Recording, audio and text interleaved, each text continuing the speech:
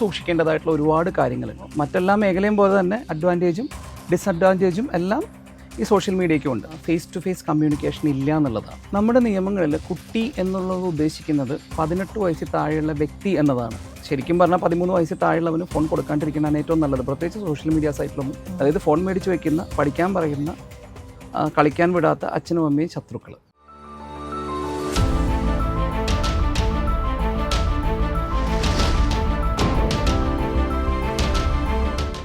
Sir, അതുപോലെ കുട്ടികളൊക്കെ game കളിച്ച് ക്യാഷ് പോകുന്നെന്നുള്ള ചില ന്യൂസ് കേട്ടിട്ടുണ്ട്. അതിനെന്താണ് പ്രതിവിധി, അല്ലെങ്കിൽ എന്തുകൊണ്ടാണ് അങ്ങനെ സംഭവിക്കുന്നത്? പല ഗെയിമുകളും ഫ്രീ ആയിട്ടാണ് അവർ പ്രൊവൈഡ് ചെയ്യുന്നതെങ്കിലും അതിൻ്റെ ഉള്ളിൽ നിന്ന് ഓരോ ഡ്രസ്സ്, ഗൺ, അങ്ങനത്തെ സാധനങ്ങളൊക്കെ മേടിക്കാൻ വേണ്ടിയിട്ട് അവർ പൈസ ചോദിക്കും. അപ്പോൾ പൈസ ചോദിക്കുമ്പോൾ പിള്ളേർ അതിൽ നിന്ന് ഗൂഗിൾ പേ കൊടുത്തിട്ട് ഗൂഗിൾ പേ നമ്പർ വഴി അവർ അത് സെറ്റ് ചെയ്യും. അത് പാരൻസ് പലപ്പോഴും അറിയണമെന്നില്ല. ഇപ്പോൾ എനിക്കറിയാവുന്ന ഒരു പാരൻറ്റിൽ നിന്നൊരു 50,000-ഓളം പോയിട്ടുണ്ട്. അതിനൊന്നും ചെയ്യാൻ പറ്റില്ല. കാര്യം അത് അറിഞ്ഞുകൊണ്ട് തന്നെയാണ് ആ കമ്പനി ചോദിച്ചതും കൊടുത്തതും ഒക്കെ അങ്ങനെയാണ്. അപ്പോൾ അതുകൊണ്ട് അതിനകത്ത് നമുക്കൊന്നും ചെയ്യാൻ പറ്റില്ല. അപ്പോൾ നമ്മൾ സൂക്ഷിക്കേണ്ട കാര്യം എന്ന് പറഞ്ഞു കഴിഞ്ഞാൽ ക്രെഡിറ്റ് കാർഡിൻ്റെ ഡീറ്റെയിൽസ് ചിലർ ഡിഫോൾട്ടായിട്ട് ഫോണിൽ സെറ്റ് ചെയ്യും. അങ്ങനെ സെറ്റ് ചെയ്താൽ പിള്ളേർക്ക് ഈസി ആയിട്ട് അത് കൊടുക്കാൻ പറ്റും. അപ്പോൾ അങ്ങനെയുള്ള കാര്യങ്ങൾ സെറ്റ് ചെയ്യാണ്ടിരിക്കുക. പിള്ളേർ ഉപയോഗിക്കുന്ന ഫോണിലാണെങ്കിൽ അങ്ങനത്തെ കാര്യങ്ങൾ സെറ്റ് ചെയ്യാണ്ടിരിക്കുക. അതുപോലെ തന്നെ കുട്ടികൾക്ക് ഗൂഗിൾ പേയുടെ പിൻ നമ്പർ നമ്മൾ കൊടുക്കാണ്ടിരിക്കണം. പിന്നെ ഗൂഗിളിൻ്റെ പ്ലേ സ്റ്റോറിൽ കിട്ടുന്ന പല ആപ്പുകളും സേഫാണ്. പക്ഷേ ഇവരുടെ ഒരു പരിപാടി എന്താണെന്ന് വെച്ചാൽ ആദ്യം നമ്മൾ ഗൂഗിൾ ഒരു ഓഡിറ്റ് ചെയ്യും. ഗൂഗിൾ അത് ഓഡിറ്റ് ചെയ്തതിന് ശേഷം അത് സേഫ് ആണെന്ന് അറിഞ്ഞാലേ അതിൽ ആപ്ലിക്കേഷനുള്ളൂ. പക്ഷേ ഇവരുടെ പരിപാടി എന്താണെന്ന് വെച്ചാൽ ഇടയ്ക്ക് വരുന്ന അപ്ഡേഷനിൽ ഇവർ ഇതേപോലെ മാൽവെയേഴ്സ് ഒക്കെ കയറ്റി വിടാൻ ചാൻസ് ഉണ്ട്. അപ്പോൾ പിന്നെ ഒരു 4 മാസം കഴിഞ്ഞിട്ടായിരിക്കും കംപ്ലീറ്റ് ഗൂഗിൾ അത് ഓഡിറ്റ് ചെയ്യണത്. അപ്പോൾ അവർ റിമൂവ് ചെയ്യും. അങ്ങനെ പ്രശ്നം കണ്ടു കഴിഞ്ഞാൽ അവർ എടുക്കാറില്ല. പക്ഷേ ആ 4 മാസത്തിനുള്ളിലൊക്കെ ചിലപ്പം അപ്പോൾ പ്രശ്നങ്ങൾ വരാൻ എപ്പോഴായാലും സാധ്യതയുണ്ട്. ഗൂഗിളിൻ്റെ സർട്ടിഫിക്കേഷൻ ഉള്ളതായാൽ കൂടിയും ചില സമയത്ത് പ്രശ്നങ്ങൾ വരുന്നുള്ളത് സൈബർ എക്സ്പേർട്ട് പറയുന്നുണ്ട്. അപ്പം അതും നമ്മൾ ശ്രദ്ധിക്കേണ്ടതായിട്ടുള്ള ഒരു കാര്യമാണ്. അതുപോലെ കുട്ടികൾ ഈ മൊബൈൽ ഫോൺ യൂസ് ചെയ്യുമ്പോൾ ഈ ഗെയിമിങ്, റീൽസ് ഒക്കെ കാണുന്ന സമയത്ത് അതിലൂടെ ചിലപ്പോൾ അഡൾട്ട് കണ്ടൻസ് ഒക്കെ കയറി വരാറുണ്ട്. അപ്പോൾ അവരറിയാതെ അത് ചിലപ്പോൾ ക്ലിക്ക് ചെയ്യുകയും അതിലൂടെ പല പ്രശ്നങ്ങളും ഉണ്ടാവുകയും ചെയ്യുന്നുണ്ട്. അതിൽ നിന്ന് അവരെ എങ്ങനെ പ്രൊട്ടക്റ്റ് ചെയ്യാൻ സാധിക്കുക? അത് 2 രീതിയിലാണ്. അഡൽട്ട് കണ്ടന്റ് കയറി വന്ന മാത്രമല്ല, കുട്ടികൾ സെർച്ച് ചെയ്യുന്ന പോൺ സൈറ്റുകൾ സെർച്ച് ചെയ്യുന്ന പ്രവണതകളുണ്ട്. അതുപോലെ തന്നെ അറിയാണ്ട് കയറി വന്ന കാര്യങ്ങളുണ്ട്. അങ്ങനെയൊക്കെ പ്രൊട്ടക്റ്റ് ചെയ്യാന്ന് പറഞ്ഞാൽ അത് ഈസി ആയിട്ടുള്ളൊരു കാര്യമല്ല. നമുക്ക് ചെയ്യാവുന്ന ഒരു കാര്യം എന്ന് പറഞ്ഞാൽ നമ്മളൊരു ഗൂഗിൾ അക്കൗണ്ട് ഒരു കുട്ടിക്ക് തുറന്ന് കൊടുക്കുമ്പോൾ, ഒരു അക്കൗണ്ട് ഓപ്പൺ ചെയ്ത് കൊടുക്കുമ്പോൾ അതിൽ ഏജ് കൊടുക്കുമ്പോൾ അതിൽ പാരൻറ്റിൻ്റെ ഇതും കൂടെ കൊടുക്കാനുള്ളൊരു സൗകര്യമുണ്ട്. അപ്പോൾ നമ്മൾ തന്നെ ഓപ്പൺ ചെയ്ത് കൊടുത്തു കഴിഞ്ഞാൽ പാരൻ്റൽ കൺട്രോൾ കിട്ടും കുട്ടിക്ക്. അപ്പം കുട്ടിക്ക് വരുന്ന മെയിലും കാര്യങ്ങളും എല്ലാം പാരൻറ്റിനും കൂടെ മോണിറ്റർ ചെയ്യാനുള്ള ഒരവസരമുണ്ട്. കൂടാതെ കുട്ടി ഇങ്ങനത്തെ സൈറ്റിലോ മറ്റോ കയറി കഴിഞ്ഞാൽ പാരൻറ്റിന് നോട്ടിഫിക്കേഷൻ മെയിലായിട്ട് പോകും. അപ്പോൾ അതൊരു സേഫായിട്ട് ഗൂഗിൾ ചെയ്തിരിക്കുന്ന ഒരു കാര്യമാണ്. അതാണ് നമുക്ക് പാരൻസിൻ്റെ കൺട്രോളിൽ മെയിൽ ID കൊടുക്കുക. അത് ഓപ്ഷൻ ഉണ്ട്. നമ്മുടെ ഒരു കുട്ടിയുടെ മെയിലായിട്ട് തന്നെ അവരത് ആ ഏജ് വെച്ചിട്ട് നമ്മൾ ഇത് കൊടുത്തു കഴിഞ്ഞാൽ നമുക്ക് അവർ ചെയ്യുന്ന കാര്യങ്ങളിലെല്ലാം നോട്ടിഫിക്കേഷൻ നമുക്ക് വരും. എന്തെങ്കിലും ഒരു അപകട സാധ്യത ഉള്ളതാണെങ്കിൽ ഗൂഗിൾ നമ്മളെ മെയിൽ വഴി നോട്ടിഫൈ ചെയ്യും. ഈ മൊബൈൽ ഫോൺ സെക്യൂരിറ്റി എന്ന് കേട്ടിട്ടുണ്ട്. എന്താണ് സാർ ഈ മൊബൈൽ ഫോൺ സെക്യൂരിറ്റി എന്ന് പറയുന്നത്? മൊബൈൽ ഫോൺ സെക്യൂരിറ്റി എന്ന് പറഞ്ഞാൽ മൊബൈൽ ഫോണെ നമ്മൾ സേഫ് ആക്കുക എന്നുള്ളതാണ്. നമ്മൾ ചെയ്യുന്ന ആക്ടിവിറ്റീസ് എല്ലാം മൊബൈലിൽ സേഫ് ആയിട്ട് ഇരിക്കണം എന്നുള്ളതാണ്. പരമാവധി ആപ്ലിക്കേഷൻസ് പ്ലേ സ്റ്റോറിൽ നിന്ന് തന്നെ ഇൻസ്റ്റാൾ ചെയ്യണം. ഞാൻ നേരത്തെ പറഞ്ഞ പോലെ തന്നെ ഗൂഗിൾ അത് മോണിറ്റർ ചെയ്തിട്ടാണ് അതിൻ്റെ ഉള്ളിൽ ഇടുന്നത്. അതിൽ നിന്ന് തന്നെ പരമാവധി ആപ്ലിക്കേഷൻസ് എല്ലാം ഇൻസ്റ്റാൾ ചെയ്യണം. അതായത് നമ്മൾ സൈറ്റിൽ സെർച്ച് ചെയ്യുമ്പോൾ നമുക്ക് ചിലപ്പം മുഖം മിനിക്കണതിനൊരു ആപ്ലിക്കേഷൻ, അല്ലെങ്കിൽ വേറെ എന്തെങ്കിലും ഫേസ് ആപ്പ് പോലത്തെ പല ആപ്ലിക്കേഷൻസും കാണാറുണ്ട്. അതിൽ ക്ലിക്ക് ചെയ്താൽ അവരൊരു ലിങ്ക് തരും മൊബൈലിൽ നിന്ന് തന്നെ. അത് തന്നെ ഇൻസ്റ്റാൾ ആവുന്നൊരു ഇതുണ്ട്. അതൊരിക്കലും ചെയ്യരുത്. നേരത്തെ പറഞ്ഞ പോലെ പ്ലേ സ്റ്റോറിൽ നിന്ന് ഡയറക്റ്റായിട്ട് തന്നെ എല്ലാ ആപ്പും ചെയ്യാവുള്ളൂ. അതുപോലെ ബാങ്കിൻ്റെയൊക്കെ ചില ആപ്പുകളൊക്കെ ചിലപ്പോൾ ചോദിക്കും. അങ്ങനത്തെ കാര്യങ്ങളൊക്കെ നമ്മൾ ഇൻസ്റ്റാൾ ചെയ്യണമെങ്കിൽ ബാങ്കിൻ്റെ അടുത്ത് ചോദിച്ചിട്ട് കറക്റ്റായിട്ടുള്ള ലിങ്ക് വച്ചിട്ട് മാത്രമേ, അല്ലെങ്കിൽ ബാങ്കിൻ്റെ ഒഫീഷ്യൽ സൈറ്റിൽ നിന്ന് മാത്രമേ നമ്മൾ ചെയ്യാറുള്ളൂ. അപ്പം ചെയ്യാൻ പാടുള്ളൂ. നമ്മൾ ഗൂഗിളിൽ സെർച്ച് ചെയ്ത് കഴിഞ്ഞ് കഴിഞ്ഞാൽ ഗൂഗിളിൽ അവൻ ആദ്യം തന്നെ അത് ചിലപ്പം ഇതേപോലെ ഒരു ഇപ്പോൾ SBIന്ന് സെർച്ച് ചെയ്ത് കഴിഞ്ഞാൽ SBI.in ആണെങ്കിൽ ചിലപ്പോൾ അവിടെ വരുന്നത് വേറെ എന്തെങ്കിലും ആയിരിക്കും. ചിലപ്പോൾ EC-ന്നോ AC-ന്നൊക്കെ ആയിരിക്കും. നമുക്കത് പെട്ടെന്ന് അറിയാൻ പറ്റില്ല. അപ്പോൾ ബാങ്കിൻ്റെ തന്നെ ഒഫീഷ്യൽ ഇതിൽ നിന്ന് എടുത്തിട്ട് അത് നോക്കിയിട്ട് വേണം അങ്ങനത്തെ ആപ്പുകളൊക്കെ നമ്മൾ ഇൻസ്റ്റാൾ ചെയ്യാൻ വേണ്ടിയിട്ട്. ലിങ്ക് ത്രൂ വരുന്നതൊന്നും പരമാവധി ആക്സെപ്റ്റ് ചെയ്യരുത്. കാര്യം നമുക്കത് പല വിലയും അതിന് വേണ്ടി കൊടുക്കേണ്ടി വരും. അതിൽ ശ്രദ്ധിക്കേണ്ട ഒരു കാര്യം എന്ന് പറഞ്ഞാൽ ഫിഷിംഗ് എന്ന് പറഞ്ഞിട്ടൊരു സാധനമുണ്ട്. കാര്യം നമ്മൾ ഒരു സാധനം ഇൻസ്റ്റാൾ ചെയ്യുമ്പോൾ ചിലപ്പോൾ അതിൻ്റെ ബാക്ക് എൻഡിൽ വേറെ ഒരുപാട് സാധനങ്ങൾ ഇൻസ്റ്റാൾ ആവും. അപ്പോൾ അവർക്ക് ഇങ്ങനെ നമ്മൾ അത് ഇൻസ്റ്റാൾ ചെയ്യുന്ന വഴി നമ്മുടെ ഫോണിലേക്ക് ഒരു ആക്സസ് കിട്ടും. ഇപ്പോൾ ഉദാഹരണത്തിന് പറയാം, ഇപ്പോൾ നമുക്ക് ഇടയ്ക്കിടയ്ക്ക് ഓരോ മെസ്സേജസ് വരും. ലുലു മോളിൽ കുറേ ഫെസ്റ്റിവൽ നടക്കേണ്ട അത് നടക്കേണ്ട ഈ ലിങ്കിൽ ക്ലിക്ക് ചെയ്താൽ അതിൽ ഓഫർ കിട്ടും, ഇതിൽ ഓഫർ കിട്ടുന്നു. പിന്നെ ഏറ്റവും കൂടുതൽ വരുന്നത് എന്താണെന്ന് വെച്ചാൽ 10 പേർക്ക് ഈ മെസ്സേജ് ഷെയർ ചെയ്ത് കഴിഞ്ഞാൽ ജിയോൻ്റെ റീചാർജ് കിട്ടുന്നു. ആർക്കെങ്കിലും റീചാർജ് ചെയ്ത് കിട്ടിയിട്ടുണ്ടോ? ഇല്ല, പണി കിട്ടിയിട്ടുണ്ട്. അതുപോലെ KFCയുടെ ഒരു ആഡ് കണ്ടിട്ടുണ്ട്, ഇങ്ങനെ എത്ര പേർക്ക് ഷെയർ ചെയ്യൂ, ഗ്രൂപ്പ് ഷെയർ ചെയ്യൂ എന്ന് പറഞ്ഞു. അതൊക്കെ ഓരോരുത്തരും ഉണ്ടാക്കി വിടുന്നതാണ്. അതിലൊന്നും ഒരിക്കലും വീഴരുത്. കാര്യം അത് നമ്മുടെ ഫോണിൽ ഇൻസ്റ്റാൾ ചെയ്യുന്നത് വഴി നമ്മുടെ ഫോണിൻ്റെ ആക്സസും കൺട്രോളും വേറെ ആൾക്ക് കിട്ടും. അപ്പോൾ നമുക്ക് വരുന്ന SMS മുഴുവനും അവർക്ക് വായിക്കാൻ പറ്റും, OTP വരുന്നത് അവർക്ക് വായിക്കാൻ പറ്റും. അപ്പോൾ അങ്ങനെ പല തട്ടിപ്പുകളും നടക്കുന്നുണ്ട്. അത് കൂടാതെ നമുക്ക് നമ്മുടെ ഫോണിൽ ക്യാമറയുടെ വരെയും ആക്സസ് കിട്ടും. ഉദാഹരണത്തിന് ഒരു കാര്യം പറയാം. നമ്മളൊരു സാധനം ഇൻസ്റ്റാൾ ചെയ്യുമ്പോൾ കുട്ടികൾക്ക് ഗെയിം കൊടുക്കുമ്പോൾ ഗെയിം നമ്മൾ കൊടുക്കാവുന്ന നേരത്ത് കുറേ പെർമിഷൻസ് അവർ ചോദിക്കും. ഈ പെർമിഷൻസ് ചോദിക്കുമ്പോൾ അത് ഗൂഗിൾ വെച്ചിരിക്കുന്ന ഒരു മെഷറാണ് നമ്മുടെ ഫോണിൽ. ക്യാമറ നമ്മൾ ആക്സസ് ചെയ്തോട്ടെ. ഇപ്പം നമ്മൾ ടോർച്ച് എന്ന് പറഞ്ഞിട്ട് ആപ്ലിക്കേഷൻ ശ്രദ്ധിച്ചിട്ടുണ്ടോ? ഈ ടോർച്ച് നമ്മൾ ഇൻസ്റ്റാൾ ചെയ്യുമ്പോൾ അവൻ ആദ്യം ചോദിക്കുന്ന ഫോട്ടോസ് ആക്സസ് ചെയ്തോട്ടെ എന്ന്. ഈ ടോർച്ചിന് എന്തിനാണ് ഫോട്ടോസ് ആക്സസ് ചെയ്യുന്നത്? അപ്പോൾ അതുപോലെയുള്ള ചില ആപ്പുകൾക്ക് നമ്മുടെ ഫോട്ടോസോ പ്രൈവസീസോ ആക്സസ് ചെയ്യാൻ വേണ്ടിയിട്ട് നമ്മൾ കുറച്ച് കഴിയുമ്പോൾ ചിലപ്പോൾ അവൻ മെസ്സേജസ് ആയിരിക്കും ചോദിക്കുന്നത്. അപ്പോൾ നമ്മുടെ OTP വേറെ ആൾക്ക് കിട്ടും. അപ്പോൾ ഇത് ഉണ്ടാക്കി ഇടുന്നവൻ്റെ ഉദ്ദേശം എന്ന് പറഞ്ഞാൽ നമ്മുടെ കാര്യങ്ങൾ കിട്ടാനാണ്. പിന്നെ വേറൊരു കാര്യം വളരെ ശ്രദ്ധിക്കേണ്ടത്, നമ്മുടെ ക്യാമറയിൽ അവർക്ക് ആക്സസ് കിട്ടും. പല സംഭവങ്ങളും അങ്ങനെ റിപ്പോർട്ട് ചെയ്തിട്ടുണ്ട്. കാര്യം നമ്മൾ ഫോൺ കൊണ്ടുപോയി വെച്ച് കഴിഞ്ഞാൽ ക്യാമറ തന്നെ ഓണാവുകയും സ്ത്രീകൾ ഡ്രസ്സ് മാറുകയും കുളിക്കുമ്പോഴൊക്കെ ഫോൺ എടുത്ത് വെച്ച് കഴിഞ്ഞാൽ അതെല്ലാം ഫോട്ടോസ് എല്ലാം കിട്ടുന്ന കുറേ കംപ്ലയിൻറ്റുകൾ പലയിടത്തായിട്ട് കേട്ടിട്ടുണ്ട്. അതായത് ചിലർ പറയും, അയ്യോ എൻ്റെ ഒരു ന്യൂഡ് ഫോട്ടോ പുറത്ത് കണ്ടല്ലോ, ഞാൻ അറിഞ്ഞിട്ടില്ല എന്നൊക്കെ പറഞ്ഞ് പോലീസിലേക്ക് വരുമ്പോൾ ശരിക്കും ഇതൊക്കെയാണ് സംഭവങ്ങൾ. അത് ആർക്കും മനസ്സിലാവുന്നില്ല, അവരെടുത്തതായിരിക്കണം എന്നില്ല. അപ്പോൾ അങ്ങനത്തെ കാര്യങ്ങളൊക്കെ നമ്മൾ ഈ തരം ഫിഷിംഗ് സൈറ്റുകൾ അല്ലെങ്കിൽ ഇങ്ങനത്തെ ഫിഷിംഗ് കാര്യങ്ങളൊക്കെ നമ്മൾ ശ്രദ്ധിക്കണം. ഒരിക്കലും ഒരു കാര്യം കോമൺ സെൻസ് യൂസ് ചെയ്യാന്നുള്ളതാണ്. മെയിൻലി കോമൺ സെൻസ് യൂസ് ചെയ്യാന്നുള്ളതാണ്. ഇതിനൊക്കെ നമ്മൾ വളരെയധികം ശ്രദ്ധിച്ചാലേ ഈ കാലത്ത് ജീവിക്കാൻ പറ്റുള്ളൂ.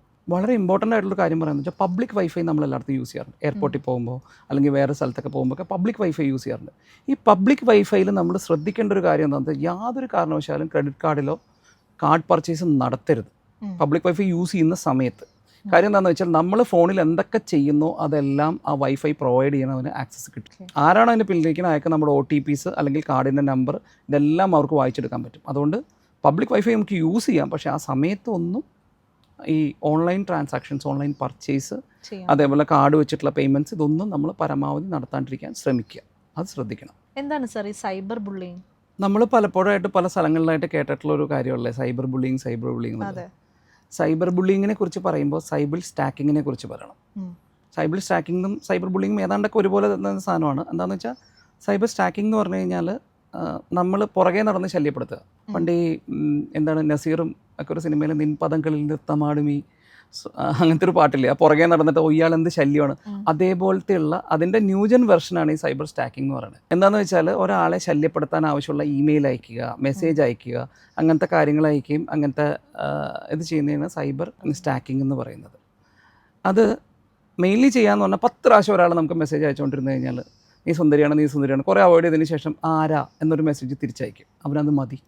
അപ്പോൾ അങ്ങനെയുള്ള കാര്യങ്ങൾ നമ്മൾ ശ്രദ്ധിക്കണം. ഇന്ത്യയിൽ നാഷണൽ സെക്യൂരിറ്റി പോലെ തന്നെ സൂക്ഷിക്കേണ്ട ഒരു കാര്യമാണ് ഈ സൈബർ ബുള്ളിങ് എന്ന് പറയുന്നത്. അതിൽ സൈബർ ഗ്രൂമിങ് അടുത്ത സ്റ്റേജ്, സൈബർ ഗ്രൂമിങ് വരും, സെക്ഷൽ എക്സ്പ്ലോയിറ്റേഷൻ വരും. അപ്പം ഈ ഗ്രൂമിംഗ് എന്ന് പറഞ്ഞു കഴിഞ്ഞാൽ നമ്മൾ ഗ്രൂമിംഗ് ഉദ്ദേശിക്കുന്നത് എന്താ, സുന്ദരിയാവുക, അല്ലെങ്കിൽ പൊട്ടൊക്കെ തൊട്ട് സുന്ദരി, ആണുങ്ങളാണെങ്കിൽ ഷേവൊക്കെ ചെയ്ത് വൃത്തിയായിട്ട് പോകുക, അതാണ് ഗ്രൂമിംഗ് എന്ന് ഉദ്ദേശിക്കുന്നത്. അപ്പം നമ്മളൊരു കുട്ടിയെ ആദ്യം തന്നെ സ്റ്റാക്കിൽ ചെയ്തിട്ട് അത് ഗ്രൂം ചെയ്യും. ഈ ബുള്ളിങ് നടത്തിയിട്ട് അവർ മെസ്സേജ് അയക്കുക. ബുള്ളിങ് എന്ന് പറഞ്ഞാൽ ഈ മെസ്സേജ് അയച്ചിട്ട് അവരെ ട്രാക്കിലാക്കുക എന്നുള്ളതാണ് മെയിനായിട്ട് ഉദ്ദേശിക്കുന്നത്. ഒന്നെങ്കിൽ പുറകെ നടന്നിട്ട് അങ്ങനെ ചെയ്യും, സ്റ്റാക്കിങ് ചെയ്യും, അല്ലെങ്കിൽ ബുള്ളിങ് ചെയ്യും. ബുള്ളിങ് എന്ന് പറഞ്ഞാൽ നമ്മൾ അവരെ വശത്താക്കുക നമ്മുടെ ഭാഗത്തിൽ. അതിന് പല കാര്യങ്ങൾ. ഈ ഗ്രൂമിംഗ് ഉദ്ദേശിക്കുന്നത് എന്താണെന്ന് വെച്ചാൽ നമ്മൾ അവരെ വശത്താക്കിയതിന് ശേഷം അവർക്ക് വേണ്ടത് എന്താണോ അത് അവർക്ക് പ്രൊവൈഡ് ചെയ്യും. പ്രൊവൈഡ് ചെയ്യാന്ന് പറഞ്ഞു കഴിഞ്ഞാൽ ഇപ്പം മൊബൈൽ ഫോണാണ്, ആപ്പിൾ ഫോണാണ് വേണമെങ്കിൽ അത് കൊടുക്കും, മേക്കപ്പ് കിറ്റാണ് വേണമെങ്കിൽ അത് കൊടുക്കും, അതല്ലെങ്കിൽ അവർക്ക് എന്താണോ വേണ്ടത് അതെല്ലാം ഇവർ പ്രൊവൈഡ് ചെയ്യും. പാരൻസ് ഒന്നും അറിയാണ്ട് കുട്ടികളെയാണ് മെയിനായിട്ട് ഇവർ ടാർഗറ്റ് ചെയ്യുന്നത്. ഇത് എന്ന് പറഞ്ഞാൽ ഒരു ഓർഗനൈസ്ഡ് ക്രൈമാണ്, ഒരാളല്ല ചെയ്യുന്നത്. ഇതൊരു സിൻഡിക്കേറ്റ് ഉണ്ട്, ഇതിനു വേണ്ടി ചെയ്യാൻ തന്നെ ഒരു സിൻഡിക്കേറ്റ് ഉണ്ട്. അത് ഓർഗനൈസ്ഡ് ക്രൈമാണ്. അതവർ കൃത്യമായിട്ട്, അതായത് തിരക്കഥ രചിച്ചിട്ടാണ് ഇവരിത് ചെയ്യുന്നത്, സൈബർ ബുള്ളിങ്. അപ്പം ഈ ഗ്രൂമിങ് അടുത്ത സ്റ്റേജാണ്, സൈബർ ബുള്ളിങ്ങിൻ്റെ സ്റ്റാക്കിൻ്റെ അടുത്ത സ്റ്റേജാണ് ഗ്രൂമിങ്. ഈ ഗ്രൂമിങ്ങിൻ്റെ സമയത്ത് ഇവർക്ക് ആവശ്യമുള്ള എല്ലാ സാധനങ്ങളും വെച്ചിട്ട് അവർ പാട്ടിലാക്കി നമ്മുടേതാക്കും. അതിനുശേഷം അവർ പറയും പിന്നെ സെക്ഷൽ എക്സ്പ്ലോയിറ്റേഷനാണ്. ആ സമയത്ത് അവർ ചെയ്യുന്നത് എന്താണെന്ന് വെച്ചാൽ കാലിൻ്റെ ഫോട്ടോ ആദ്യം എടുക്കാൻ പറയും, കൈൻ്റെ എടുക്കാൻ പറയും, ആദ്യം മുഖത്തിൻ്റെയൊക്കെ എടുക്കാൻ പറയും. അങ്ങനെ എടുത്ത് പിന്നെ ന്യൂഡ് ഫോട്ടോസ് ചോദിക്കും. അപ്പോൾ അവരിലേക്ക് ആ ഒരു ബോണ്ട് വന്നു കഴിയുമ്പോൾ അത് തന്നെ കുട്ടി അയച്ചു കൊടുക്കുകയൊക്കെ ചെയ്യും. പിന്നെ പിന്നീട് ചോദിക്കുന്ന മാതാപിതാക്കളുടെ വിവരങ്ങൾ, മാതാപിതാക്കളുടെ ചെക്ക് ലീഫിൻ്റെ വിവരങ്ങൾ, കാർഡിൻ്റെ വിവരങ്ങൾ, ഫോട്ടോസ്, ഇതെല്ലാം ചോദിച്ച് കംപ്ലീറ്റ് ഡീറ്റെയിൽസ് ഇവരെടുക്കും. എടുത്തതിന് ശേഷം പിന്നീട് പണം ആവശ്യപ്പെടും മാതാപിതാക്കളുടെ അടുത്ത്. അപ്പോൾ കുട്ടിയുടെ ഫ്യൂച്ചറിനെയും അല്ലെങ്കിൽ കുട്ടിയുടെ ആ ഒരു ഇതും മാനമൊക്കെ ഓർത്തിട്ട് പല മാതാപിതാക്കളും കംപ്ലയിൻറ്റ് ചെയ്യുന്നതിന് പകരം കോംപ്രമൈസ് ചെയ്യും. കേസ് കൊടുക്കാതെ പരമാവധി അവരെ കാശ് കൊടുത്ത് സെറ്റിൽ ചെയ്യാനൊക്കെ നോക്കും. അത് ഒരുപാട് പൈസ പോകും, മാത്രമല്ല വേസ്റ്റാവും കാര്യങ്ങൾ. അപ്പോൾ ഇതാണ് ഈ സൈബർ ബുള്ളിങ്, സൈബർ സ്റ്റാക്കിങ്, അതുപോലെ ഗ്രൂമിങ്. ഇതൊക്കെ ഒരു പ്രോസസ്സാണ്. ഫസ്റ്റ് സ്റ്റാക്കിംഗ് ആണ്, അത് കഴിഞ്ഞിട്ട് ഗ്രൂമിങ് വരും, ബുള്ളിങ് വരും, ഗ്രൂമിങ് വരും, പിന്നെ എക്സ്പ്ലോയിറ്റേഷൻ, പിന്നെ പൈസ ചോദിക്കൽ, ഭീഷണി, അങ്ങനെ അതൊരു ഓർഗനൈസ്ഡ് ക്രൈമാണ്. ഇതൊരു ഇൻവെസ്റ്റിഗേഷൻ വേണ്ട ക്രൈമാണ്. അതുകൊണ്ട് തന്നെ പോലീസ് സ്റ്റേഷനിൽ പോയി പരാതി കൊടുക്കുന്നതാണ് ഏറ്റവും നല്ലത്. അതല്ലെങ്കിൽ നമുക്ക് പരാതി കൊടുക്കാൻ പറ്റുന്നത് www.cybercrime.gov.in എന്ന സൈറ്റിൽ കയറിയതിന് ശേഷം അവിടെ പരാതി കൊടുത്താൽ അത് ആ കൺസേൺഡ് പോലീസ് സ്റ്റേഷനിൽ കൊടുത്തിട്ട് അവർ ഇൻവെസ്റ്റിഗേഷൻ തുടങ്ങുന്നതാണ്. കേരള പോലീസിൻ്റെ ഒരു ആപ്പ് ഉണ്ട്, പോൾ ആപ്പ്. POLAPP. അത് പേരിട്ടപ്പോൾ തന്നെ ആൾക്കാർ പൊല്ലാപ്പ് എന്നാണ് പറഞ്ഞിരുന്നെങ്കിലും അതൊരു പൊല്ലാപ്പല്ല, ശരിക്കും വളരെ യൂസ്ഫുൾ ആയിട്ടൊരു കാര്യമാണ്. അപ്പോൾ നമ്മൾ ആ ആപ്പ് ഫോണിലേക്ക് ഇൻസ്റ്റാൾ ചെയ്യുമ്പോൾ അതിൽ നമ്മുടെ പോലീസ് സ്റ്റേഷൻ അവൻ ലൊക്കേറ്റ് ചെയ്തത്. അപ്പോൾ അതിൽ നമുക്ക് ഒരുപാട് കാര്യങ്ങൾ, പോലീസ് ക്ലിയറൻസ് സർട്ടിഫിക്കറ്റ്, അങ്ങനെ ഒരുപാട് കാര്യങ്ങൾ ആപ്ലിക്കേഷൻ കൊടുക്കാനുള്ളൊരു ഓപ്ഷൻ ഉണ്ട്. അത് മാത്രമല്ല ഇത്തരത്തിലുള്ള ക്രൈമുകളെല്ലാം നമുക്ക് അതിനകത്തേക്ക് റിപ്പോർട്ട് ചെയ്യാൻ പറ്റും കറക്റ്റായിട്ട്. അപ്പോൾ പോലീസ് സ്റ്റേഷനിൽ പോകാണ്ട് തന്നെ അതിൽ റിപ്പോർട്ട് ചെയ്ത് കഴിഞ്ഞാൽ പോലീസ് അതനുസരിച്ച് നമ്മുടെ വീട്ടിലൊന്നും തെളിവെടുക്കുക, എന്താണെന്ന് വെച്ചാൽ അവർ മൊഴിയെടുക്കുക, എന്താണെന്ന് വെച്ചാൽ അത് അവർ ചെയ്തോളും. അപ്പോൾ അതൊരു ഓപ്ഷനാണുള്ളത്. കുട്ടികളുടെ നിയന്ത്രിത സോഷ്യൽ മീഡിയ ഉപയോഗം അവരുടെ അക്കാഡമിക് ഇതിനു വേണ്ടി യൂസ് ചെയ്യാൻ സാധിക്കുമോ?